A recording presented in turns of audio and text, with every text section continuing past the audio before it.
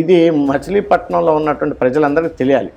వాళ్ళు పెట్టినటువంటి మెయిల్ ఇక్కడికి వచ్చినటువంటి 2 సార్లు నేను అఫీషియల్గా మీకు ఇస్తాను పేపర్.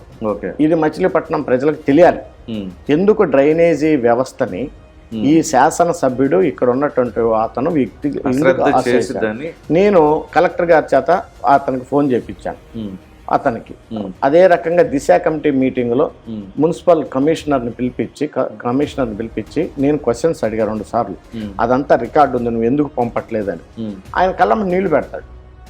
నా చేతిలో ఏముంది సార్, నేను లేకపోతే రేపు పొద్దున్నకి వెళ్ళిపోతాను, ఇక్కడ మీకు తెలియటువంటి పరిస్థితులు మీకు తెలుసు కదా అని కళ్ళమ్మ నీళ్లు పెడతాడు. ఇవన్నీ వాస్తవం. హైకమాండ్ దృష్టికి తీసుకెళ్ళిన లేదు, ఈయన పవన్ కళ్యాణ్ తిట్టాడు కదా రేపటి నుంచి. ఓకే, చంద్రబాబు నాయుడు తిట్టాడు కదా. ఇప్పుడు తిట్టాలంటే ఇవన్నీ ఉంది, డెవలప్మెంట్ కానీ ఇష్యూస్ కాదు కదా. ఇది ఇక్కడ నడుస్తున్నటువంటి రాజకీయం. ఇది వాస్తవం 100%.